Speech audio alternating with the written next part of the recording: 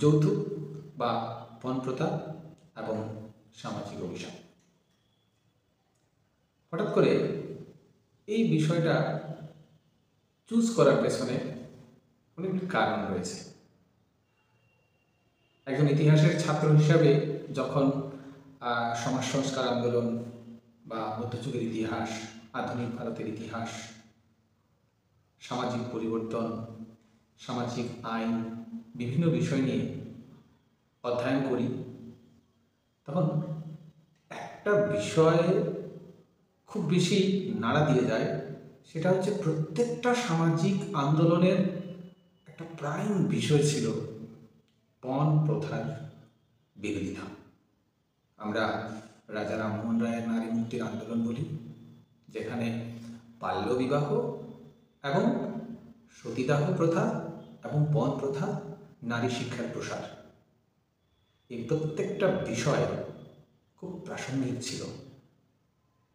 আমাদের ভাগ্য ভালো, ওই সময় ব্রিটিশরা আইন করে সতীদাহ প্রথাকে নিষিদ্ধ ঘোষণা করেছে। কিন্তু সতীদাহ প্রথা নিষিদ্ধ হয়ে গেলেও এখনো নারী হত্যার মতো পৈশাচিক কাজ সমাজে হচ্ছে না, এই কথাটা আমরা কেউ বলতে পারি না। অন্তত তথ্য কথা বলে পরিসংখ্যান উল্লেখ করব, একটা বিষয় করে উল্লেখ করব, এবং কারা দায়ী এই বিষয়টাও উল্লেখ করব। The Indian national crime record bureau এর তথ্য অনুযায়ী ভারতে পণ মৃত্যুর সংখ্যা বিশ্বের মধ্যে সর্বোচ্চ। এটা ভাববার বিষয়।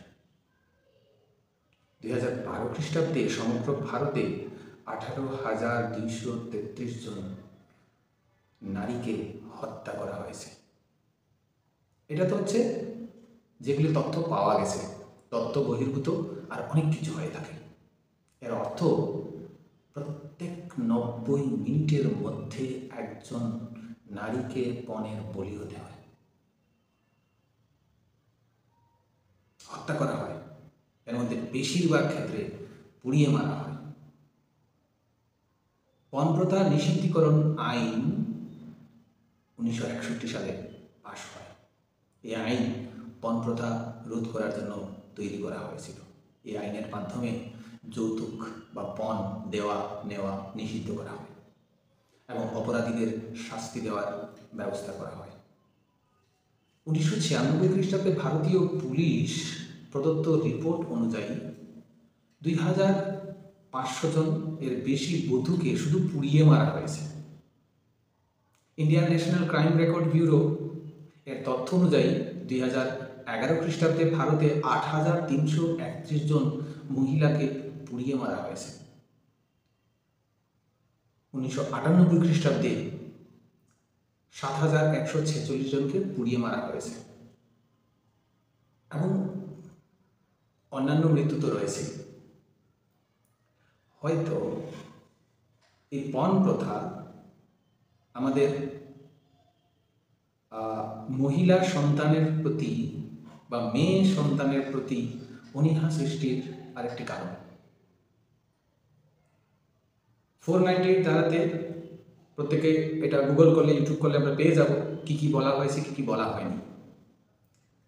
আমার প্রশ্ন হচ্ছে, 19বিংশ শতকের সমাজ সংস্কার আন্দোলন হলো, সেখানে দয়ানন্দ সরস্বতী বলি, রাজা রামমোহন রায়, স্যার সৈয়দ আহমেদ খান এবং যিনি নারী মুক্তির জন্য অগ্রণী ভূমিকা পালন করেছিলেন দয়াসাগর বিদ্যাসাগর, প্রত্যেকের সমাজ সংস্কার আন্দোলনের ক্ষেত্রে একটা বিষয় প্রাসঙ্গিক ছিল, পণ প্রথা বা যৌতুক এর বিরোধিতা। ভাবতে অবাক লাগে, সতীদাহ প্রথা নিষিদ্ধীকরণ আইন যেভাবে কঠোরভাবে পালন করা হয় এবং আইনটা বলবৎ করা হয়েছে, 1961 খ্রিস্টাব্দে যৌতুক বিরোধী বা পণ বিরোধী আইন সেভাবে করা হয়নি। 1986 খ্রিস্টাব্দে একটা রিভিউ করা হয়েছে, তারপরও সেটা কার্যকর করা হয়নি। এই ক্ষেত্রে দায়ী কে? অবশ্যই আমরা নিজেরা দায়ী, মা বাবা দায়ী, মেয়ে নিজে দায়ী, ছেলে নিজে দায়ী, সমাজ দায়ী। বিবাহ আমাদের সমাজের অগ্রগতির জন্য বিবাহ এমন একটা সামাজিক বন্ধন যা ছাড়া সামাজিক অগ্রগতি সম্ভব নয়। কিন্তু ভাবতে অবাক লাগে, যেখানে শ্রদ্ধা, ভালোবাসা, দুইটা ফ্যামিলির সঙ্গে সম্পর্ক গড়ে ওঠার কথা, সেখানে লেনদেন করা হয়। ভিক্ষা করে মা বাবা তার মেয়েকে পাত্রস্থ করে, তার অপরদিকে যোগ্য বা অযোগ্য কেউ তার জন্য দায়ী না। প্রত্যেকেই পণ ব্যবসায় লিপ্ত হয়ে আছে। সমগ্র ভারতবর্ষে পণ যেন আগ্নেয়গিরির অগ্নিশিখার মতো দিন দিন বৃদ্ধি পাচ্ছে। দুইটা পরিবারের মধ্যে পারিবারিক সম্পর্ক হবে, সম্পত্তির আইন অনুসারে সন্তানদের সমান অধিকার রয়েছে বিবাহের পূর্বে এবং বিবাহের পরে। যদি এমনটা হয়ে থাকে, সামাজিক রীতি অনুসারে মেয়েকে পাত্রস্থ করতে কন্যা দায়গ্রস্ত পিতা। কন্যা দায়গ্রস্ত পিতা দায় কেন হবে? নিজের সন্তানকে পাত্রস্থ করছে কন্যা দায়গ্রস্ত পিতা কেন হবে? এই কন্যা দায়গ্রস্ত পিতা এর জন্যই হয়ে যায় যেখানে পণ নামক অভিশাপটি রয়েছে। 1945 খ্রিস্টাব্দে যখন ইউনাইটেড নেশনস অর্গানাইজেশন গড়ে উঠেছিল এবং তার সঙ্গে সঙ্গে হিউম্যান রাইটস গড়ে উঠেছিল, সেখানে শিশু কল্যাণ, নারী কল্যাণ প্রত্যেকটা বিষয়ের উপর যথেষ্ট দৃষ্টি আকর্ষণ করা হয়েছে। কিন্তু এখনো পর্যন্ত সেই পণ নামক অভিশাপ আমাদের পুরো পৃথিবী থেকে যায়নি। আর এই ক্ষেত্রে আমরা ভারতবাসী গর্ববোধ করতে পারি, যদি পণ প্রথা বা পণ মৃত্যু নিয়ে যদি নোবেল কমিটি কনসিডার করে, তাহলে আমরা অবশ্যই সেখানে প্রতিযোগিতায় সবাইকে হারিয়ে দিতে পারি। আমরা নেশা বিরোধী অভিযান করছি, খুব ভালো। আমরা উচ্চশিক্ষার জন্য আন্দোলন করছি, এটাও ভালো। 2020 খ্রিস্টাব্দে ন্যাশনাল এডুকেশন পলিসি এসছে, যেখানে ভোকেশনাল এডুকেশনের উপর খুব বেশি গুরুত্ব দেওয়া হয়েছে, এটাও ভালো। আমাদের মাননীয় প্রধানমন্ত্রী অনেকগুলি যোজনা শুরু করেছেন, এর মধ্যে একটা হচ্ছে বেটি বাঁচাও বেটি পড়াও। বেটি বাঁচাও, তাহলে বেটিকে বাঁচাতে গেলে একটা জিনিস করতে হবে, সেটা হচ্ছে পণ প্রথা বন্ধ করতে হবে। আর শুধুমাত্র কন্যাকে পাত্রস্থ করলে যদি পণ দিতে হয়,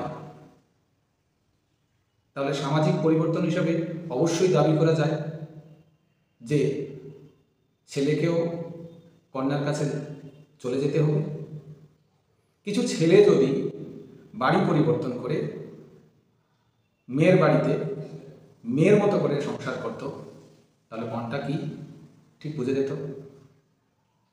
এখন নারী মুক্তির আন্দোলনে সামাজিক বেদি হিসাবে নারীরাই সবচেয়ে বেশি দায়ী। এখানে প্রাসঙ্গিক হচ্ছে একে অপরের দেখে নকল করা,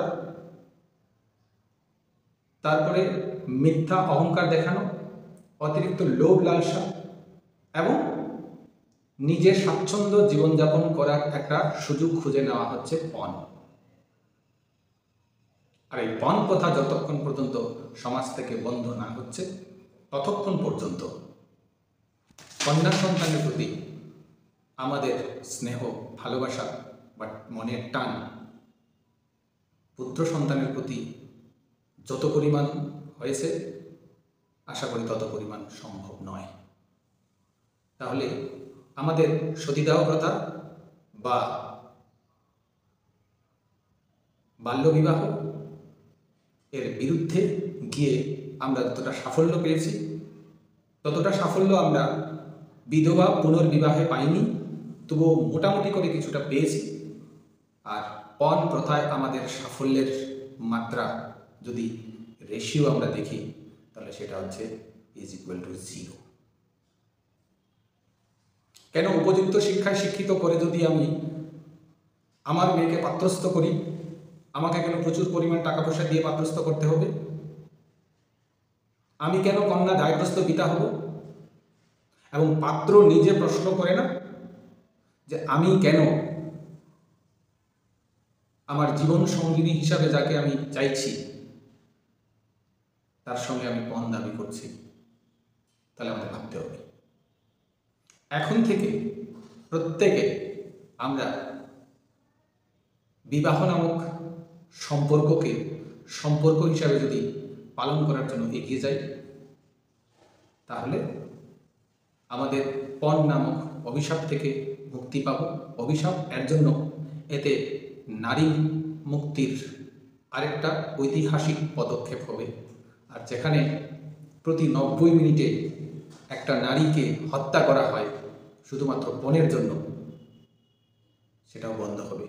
আর এটা হবে 21 শতকের ভারতবর্ষের মুক্তি। এই ভিডিওর মাধ্যমে যদি আমি একটি বিবাহে পণ দেওয়া নেওয়া বিষয়টা 1% হ্রাস করতে পারি, সেটাই হবে সাফল্য। তাই আপনাদের কাছে আবেদন, ভিডিওটা ভালো লাগলে লাইক করবেন, শেয়ার করবেন, আর অবশ্যই চ্যানেলে নতুন হলে সাবস্ক্রাইব করবেন।